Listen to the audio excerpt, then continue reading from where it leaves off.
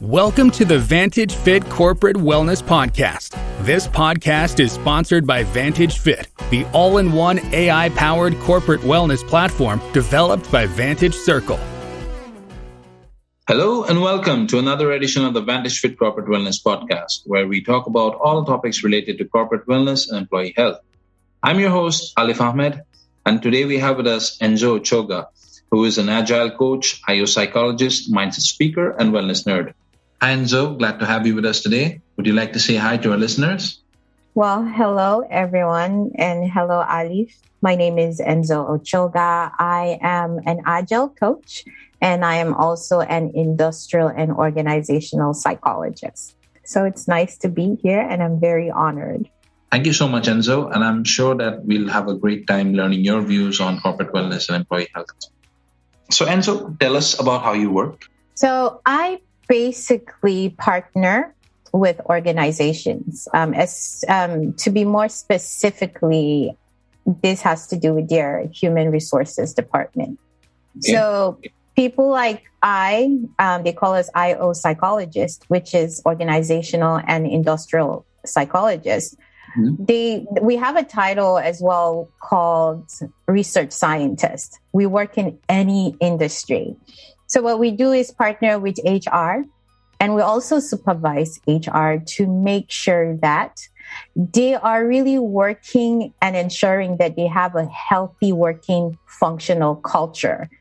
I am personally of the belief that organizations should be effective, productive, and very innovative, but not at the expense of unhealthy employees. I completely agree on that as well.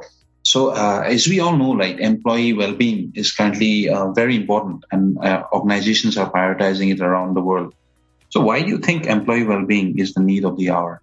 Well, I personally don't think it's the need of the hour. I think it has always been the need of the hour. But the reason why I personally feel, and based on research and what's going on in the world, if I speak subjectively and objectively, it would be that people haven't projected that verbally. Employees haven't done that, they haven't brought it to center stage. Yes. But what happened is during COVID brought everyone to a standstill. I mean, obviously we're still in the time of COVID, but everyone came to this realization like, wow, if everything was stripped from me, if all these things going on, like everybody saw that their mental health was at stake. People started to reevaluate the jobs, their leaders, right? How people treat them. Are they being treated as, humans, valued humans? People started to think, is my work meaningful? Is it worth it? Because during COVID, this is what we found out. We found out that employees are humans too. Indeed. Okay. So wherever you find humans, you always have human issues. People died during COVID. People lost their jobs. There was a lot, and it's still going on. There's a lot of uncertainty. And so you have to ask yourself, my family or my work? And it should never be like that. There needs to be a level of balance. So people are re-evaluating that. This company that I'm working for, is it meaningful? Do people care about me? Is it worth it? Do I give my life to my company? And at the end of the day, I have nothing. My family, myself, my well-being does not matter. So it's been a cry out. Honestly, I would say in the shadows. Mental health, well-being for employees has always been there. But COVID, what this time did was bring it to the mainstream. And now people are being heard. Employees are getting bolder to express themselves and really tell their leaders their needs. And leaders are listening for the most part. Yes, I agree that COVID has opened everyone's eyes and just made everyone aware how important employee well-being is. Everyone is aware. There's a deeper sense of awareness right now. It's asking ourselves those questions. This work that I'm doing, this company, okay, I'm doing it for the money, but to what degree? Am I being valued? Am I giving the incentives? Because that is some of the things companies as well are re-evaluating is what can we do as organizations to ensure that our employees are well taken care of? So first, I would always suggest look at your leadership, re-evaluate leadership, run an orientation for leadership. It's so important that we have leaders that practice empathy and compassion towards the people that they work with. Not authoritarianish type of leadership, I would say. Yes. You know, we need more leaders that is the greatest, some of the greatest companies in the world in engineering, like Volkswagen, for example. And we have Samsung, right? We even have, there's so many companies, global companies that practice this level of empathy towards their employees, where, for example, even now the World Bank, they send out an email to employees and they actually say you are not obligated to respond to this email outside work hours. That's a start. And so what is your take on such programs? And do you think these are effective at all? Yes. So I would speak on, like, I'll give you an example. In America, I'll speak from this level. And then I think it's also should be a ripple effect. So in America, when you are in school, you're given counseling, you're given a counselor. And now, so what schools do is they now have success coaches added, right? To having a counselor, which is interesting. That's a shift. And so now companies, my one of the issues I had was taking that kind of strategy and bringing it into companies, right? Why stop at the elementary level? Bring it into the organizations where you have free counseling going on as part of the incentives for employees. You have apps for the employees, wellness applications, those kind of programs all around, not just about awareness, but also practice. We're talking about taking care of employees from a holistic level, not just physically. You have companies that provide childcare as an incentive for their employees to come to work. That helps. That alleviates stress. You have companies that provide meditation rooms, meditation applications, free of charge. You have companies that provide all these free incentives right now for the well-being of their staff. And I think more companies will align with that and continue to do so. Because if you want to be effective, if you want to have high productivity, you must take care of the people within the organization. The employees are the bloodline of an organization. I think employees need to realize that without them as a unit, the company will not have that kind of powerful bloodline to run the companies. And so I think it's just so good to see that wellness programs are taking center stage at the workplace. How effective is it, you said, on employees? I think it's putting a smile on people's faces. I think it's creating a sense of peace of mind. I think it's also bringing awareness and people looking within, you know. And another thing is providing access of growth, you know, give employees programs that educate them, certifications that take them to the level that they need to be at, promote them, give them bonuses. Yes, bonuses motivate, but all those things add up.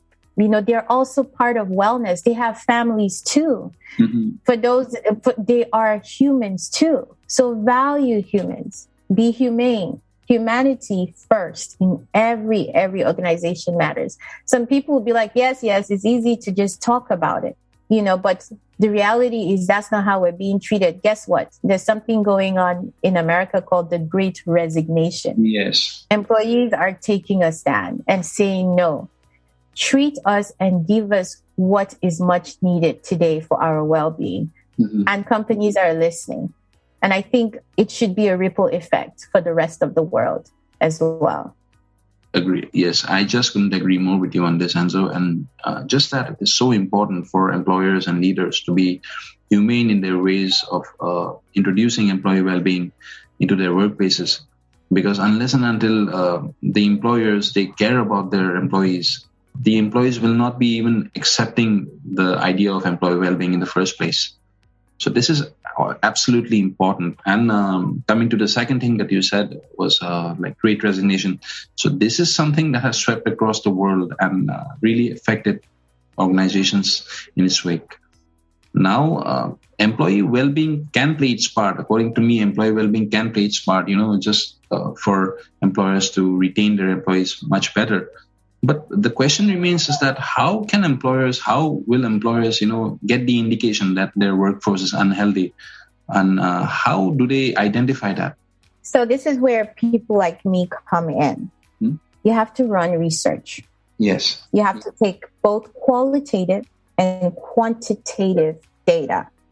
So you have to run feedback surveys, right? You need surveys, employee surveys. And sometimes we do it anonymously. We don't, for just to protect employees, we run surveys. We don't name employees. Okay. Mm-hmm.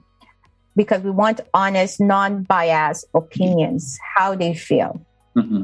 And then we partner with leadership. We measure it and see what is needed. And then we observe, based on historical surveys, what they have in the past and what is going on now, and what the company wants to move forward, what they intend to do about it.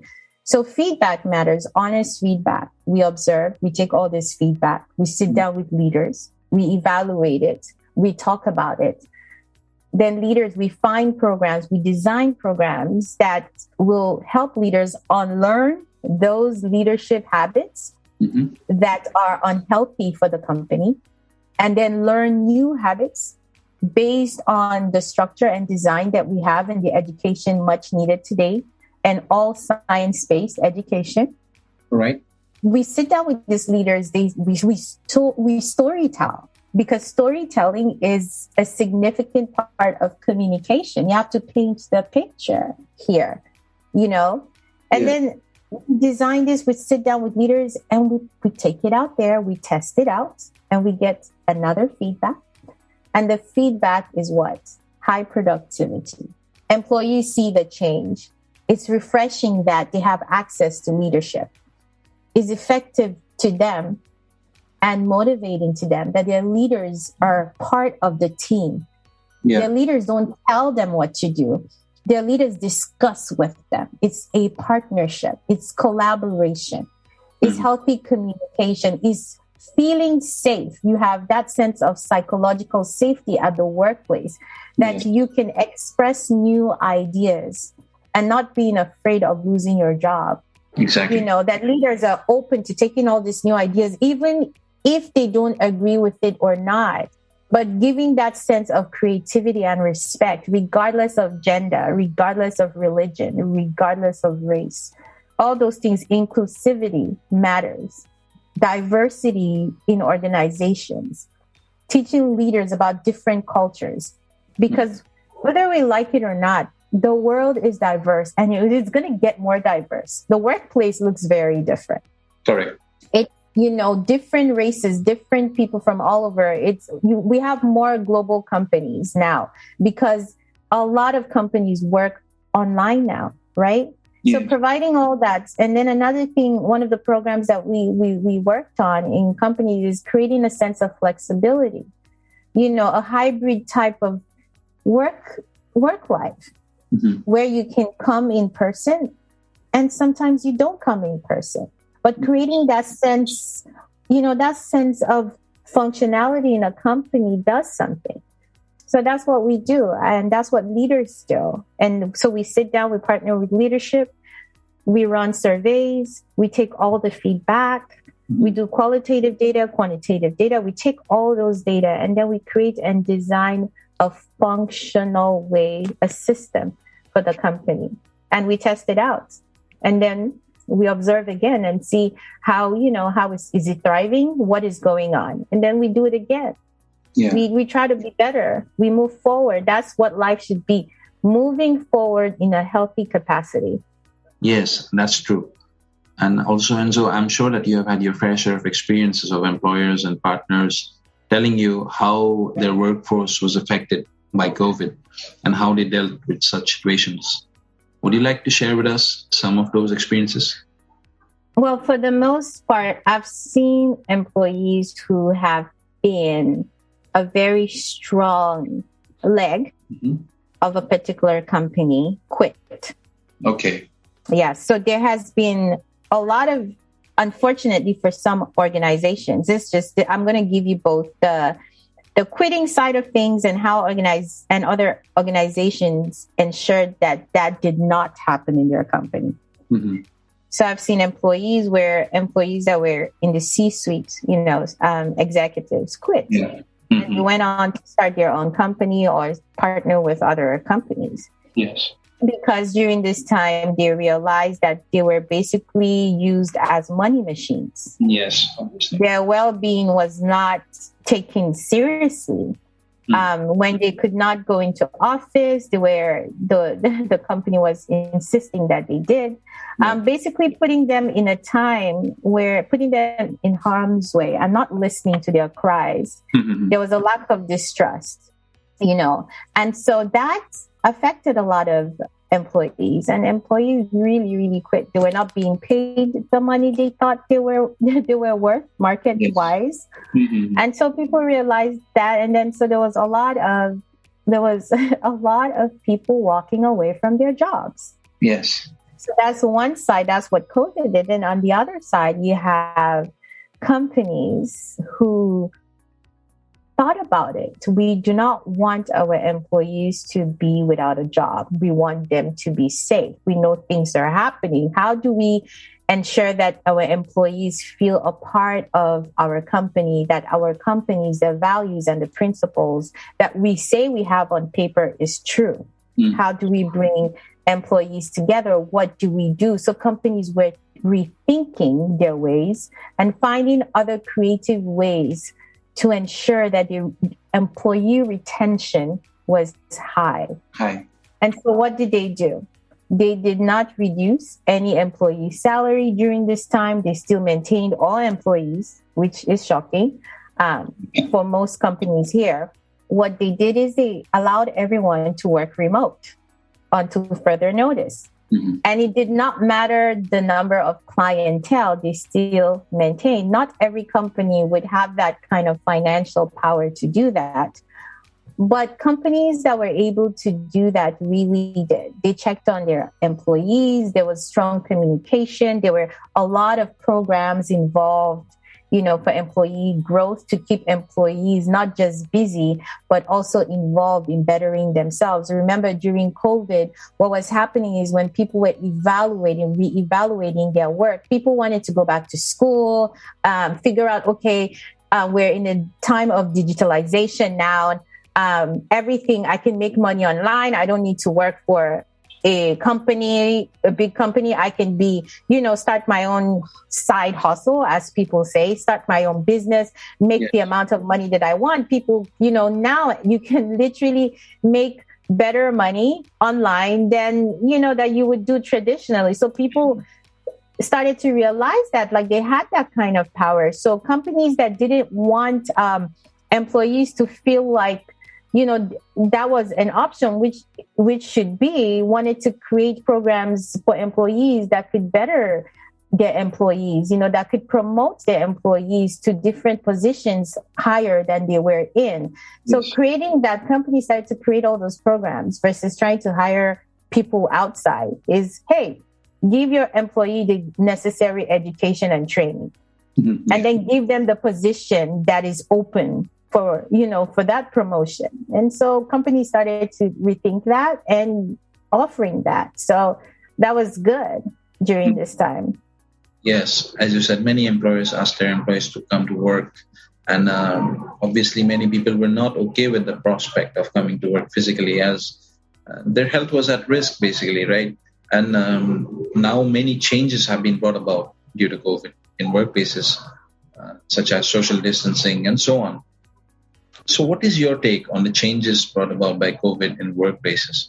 I think most organizations, at least for the most part, will work according to, like we have here, the CDC, right? Will work according to what the health professionals advise the experts in the field and that use science-based data, to advise how companies should reshape and, shift how they work so it can be healthy now than, just jumping into, hey, let everybody get back to the normal way of things. And then the next thing you have to close down again, right? To reduce that spread of the virus. And we see that it's mutating and there's not enough data to say what is working, what is not working yet. Yes. So what companies are doing right now, from what I'm seeing now and based on the advice of health experts, is ensuring that there's flexibility. Mm-hmm. Okay, that's very important. And I think that was just very brilliant and very, very well thought. That you would say, okay, come to work 3 times a week. Yeah. And then the rest we can do online. Mm-hmm. So they made it hybrid. That sense of flexibility, that it's no more, I do not come to work physically, therefore my position is at stake, or I'm not taking seriously.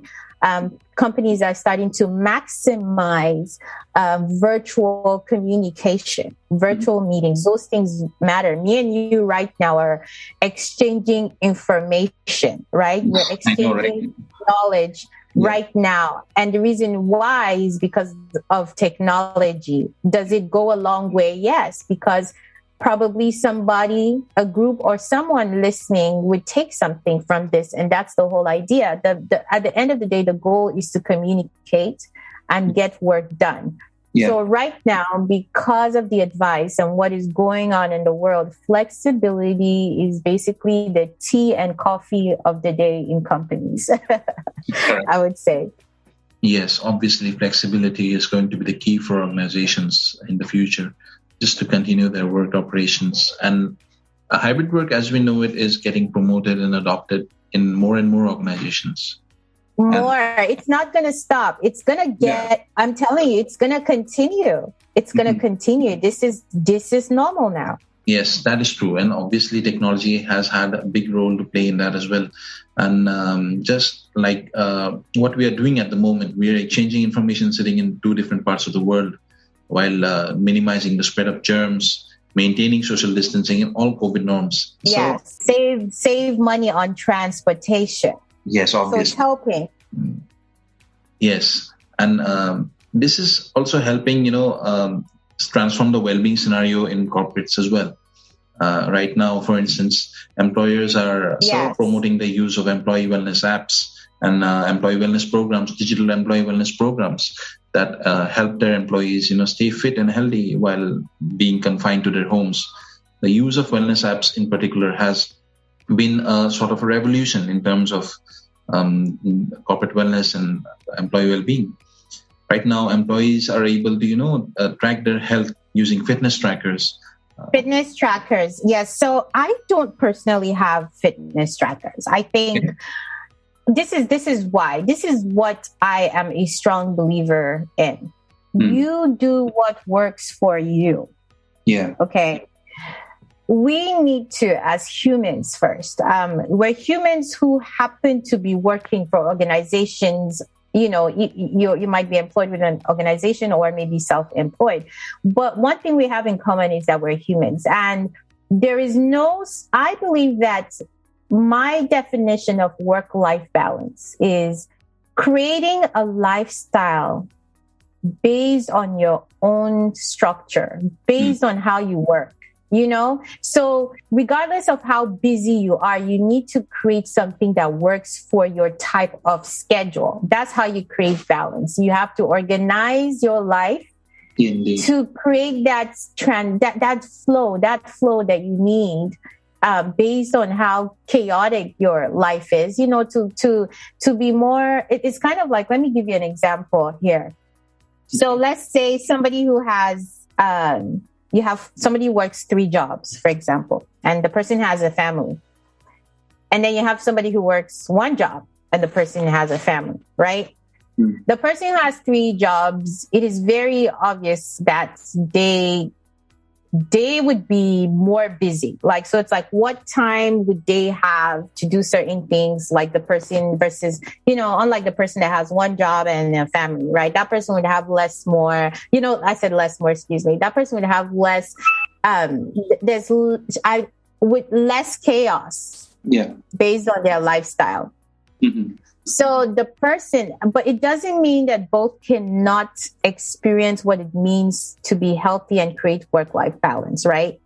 And so the person with 3 jobs has to think, how can I organize my life to have a particular schedule where I wake up, this is what I do, this is what I do. When I work, this is what I do, and still have time for my family, and still have time to take walks, and still have time to open the window and breathe air, and still have time to track my eating.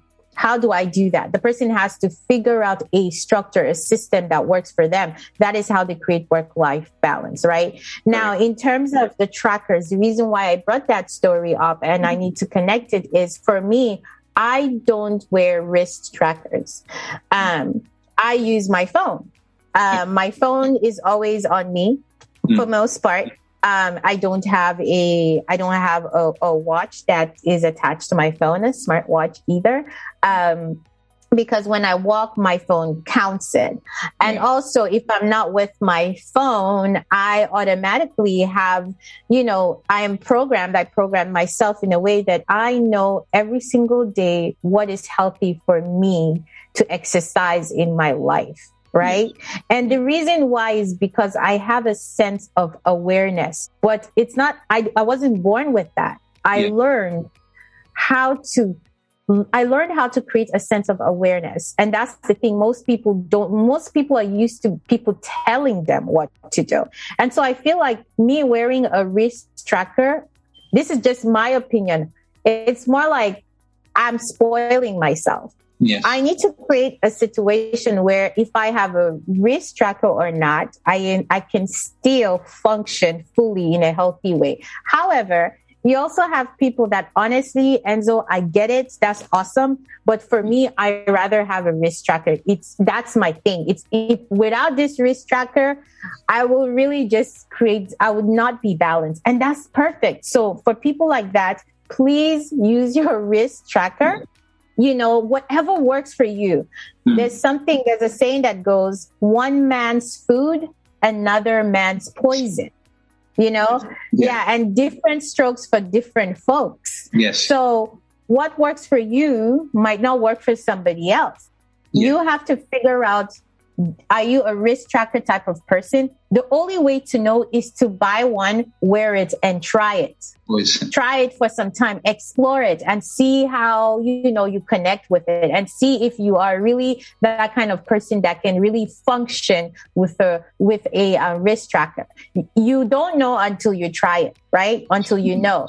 Yeah. So you have to try it first. Don't do it because, it's the popular thing. The general public, everybody has a wrist tracker. So I think it'll be really nice and it's presentable. Don't live your life for people's validation. So everybody says, wow, you must be a highly proficient tech person because you have a wrist tracker. No, I know a lot of tech savvy people that don't wear smartwatches. I'm telling you. So it's like, you don't have to be, people wear it for superficial reasons. And some people really wear it for, for really tracking their day and eating and how they exercise, their breathing, their high blood pressure. So yes, if whatever works for you, please do it. The only way it is unhealthy, I would advise, don't do it because you want to look cool or you want to fit in. Yes. So that's where I stand with that. Different strokes for different folks. One man's food, another man's poison. Do what works for you. Yes, indeed. And just the idea of being able to track your fitness activities, be it on your phone or your handheld or wearable device. So that is something really exciting. Don't you think, Enzo? Yes, yes. I agree. I say this is why. So if I could put my phone on my wrist, like as a watch, think about it, right? Yeah. I would. At the end of the day, what's the common thing right now? Technology. My wrist tracker that I don't have intentionally is also a technology. My phone that I have to track is also technology. So it's either I put it as a wristband or tracker, or I hold it or, maneuver it a certain way, right? Some people even have glasses and headphones that do all that stuff right now. So yes, technology will always get better. Things will get obsolete now, but it will always grow and change. Every single person that is human in this world has to be part of technology if you want to survive this world, because with or without our permission, the world will continue to evolve and innovate. And if you're not part of that transformation, in my opinion, just the way things become obsolete, just the way things die, we no more use certain things. That is how you will be as a human. So be innovative, be a thinker, try to learn, research, explore, get curious, be part of the transformation, not because everyone is, but because it is very necessary and valuable. Yes. Yeah, that's 100% correct, Enzo. And as we near the end of our podcast today, so what tips or advice would you like to give to our listeners? So here is what I would say. And when I'm speaking, I'm a very diverse human being, right? Like I might be a certain color, happen to be a certain color, but I pride myself in learning about other cultures. So when I speak to the general human population. Yes. So here's what I'm going to say. Is when we do something or experience something that has to do with happiness, it really prompts our endorphins, right? That's happy feel within, all those chemicals within. And what it does, our neurotransmitters, right, create this sense of what I'm trying to say in essence. So that way, let me not confuse anyone. I don't want to get too scientific. Do something, experience something that pulls out the best of you. Have time to walk around if you can. Have time to be in that moment for 5 minutes and take in deep breath, inhale, exhale, those small things. Be present, be intentional with your time. According to positive psychology, 10% of our happiness is based on our environment. Only 10%. Only 10%. And meaning, no matter how rich or how much you have and what you don't have, I don't care what it is that you have, 10% of those superficial things around us, the TV or whatever we have, wristbands, which is important. I'm just saying, like, those things don't give us happiness. The only, it's very short-lived, this 10%. But what gives us happiness, using the technology, using the wristbands and all these things, is what we do with them. Yes. Right? The actions we take. Because 40% of our happiness really, really comes from the actions that we take. And then 50% of happiness, they say, is genetics. Yes. So if we look at this entire number, according to positive psychology, is anyone listening right now, regardless of your age, whether you're super, super young, according to your culture, or super old, as long as you're alive every single day, value that. You have a deep sense of meaning, and the world is not finished with you yet. It's never too late to explore new ideas, new positions. It's never too late to say, I'm going to start all over again. I'm going to learn something new in IT. Because IT is in every industry now. I don't care what industry you're in. Technology is involved. Yes. Learn new skills right now. Don't waste your time listening to junk news. Clicking, trying to learn about the lives of celebrities, and you spend hours doing all those things, and what the fashion, all those things, yes, they're nice, but don't sit in those things. Look for meaningful news that helps you, that elevates you, and most importantly, be kind to yourself. Those stories we tell ourselves matters. How do you describe yourself to yourself? That's the thing. So this is my advice. Describe yourself to yourself in a very positive way and work towards it. Explore it, be kind to yourself. That's really what my advice will be. Honestly, I wouldn't say that. I think at the end of the day, the only way to be a fully functional human being is taking care of yourself. 100%. And seek validation within yourself. We have Google inspiring stories of historical figures, and now maybe you're even one of those people. You don't have to be a popular person to be a hero. Yes. But find something inspiring from your children or from your friend, something that elevates you and gives you meaning, and honestly work towards whatever goals you have. It's never too late. So that's my advice right there. That was great, Enzo. And it was really insightful. And we had a great time listening to your views on corporate wellness and how COVID has affected the world around us.